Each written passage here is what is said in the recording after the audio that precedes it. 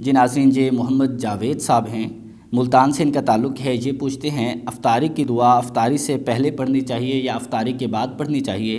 میں نے ایک مفتی صاحب کو یہ بتاتے ہوئے سنا کہ افطاری کی دعا افطاری سے پہلے پڑھنی چاہیے، روزہ کھولنے سے پہلے پڑھنی چاہیے، روزہ کھولنے کے بعد نہیں پڑھنی چاہیے۔ جی میرے بھائی، اس میں یہ ہے کہ جو افطاری کی دعا ہے، آپ اس کو پہلے بھی پڑھ سکتے ہیں، بعد میں بھی پڑھ سکتے ہیں۔ عربی کے قواعد اور اسلوب کے مطابق دونوں طریقے ہی درست ہیں، اس میں کوئی ایسی حرج والی بات نہیں ہے۔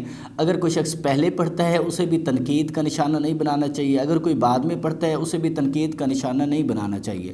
جہاں تک بات ہوئی کہ اس میں صیغہ ہے افطرتو، میں نے افطار کیا، اس کو بتایا جاتا ہے کہ یہ ماضی کا صیغہ ہے، لہٰذا افطاری کے بعد، روزہ کھولنے کے بعد یہ دعا پڑھنی چاہیے افطرتو، میں نے افطار کیا، کیونکہ افطار کر لیا ہے۔ اب میرے بھائی، اس میں عربی کا جو اسلوب ہے، عربی کے جو قواعد ہیں، اس کے مطابق یہ ہے کہ جیسے ہم نماز میں کہتے ہیں، اقامت میں کہتے ہیں قد قامت الصلاۃ، نماز قائم ہو گئی، لیکن اس وقت تک نماز تو قائم نہیں ہوئی ہوتی، ہم اقامت کہہ رہے ہوتے ہیں، نماز ابھی قائم نہیں ہوئی۔ تو عربی کا یہ قاعدہ، یہ اسلوب ہے، جو کام یقینی ہو اسے ماضی کے صیغے کے ساتھ تعبیر کیا جاتا ہے۔ لہٰذا کیونکہ یہ افطار جو ہے یہ یقینی ہے، چند ایک منٹ ہی باقی ہوتے ہیں یا چند ایک سیکنڈ کہہ لیں باقی ہوتے ہیں، یہ یقینی کام ہے اور وقوع ہونے والا ہے، اسی لیے اسے ماضی کے صیغے سے تعبیر کرنا، دعا پہلے پڑھ لینا، اس میں کوئی حرج نہیں ہے۔ پہلے پڑھ لے ٹھیک ہے، اس میں کوئی حرج نہیں۔ اگر کوئی بعد میں پڑھتا ہے افطرتو کے معنی میں کہ میں نے افطار کیا، تب بھی درست ہے، اس میں کوئی حرج والی بات نہیں ہے۔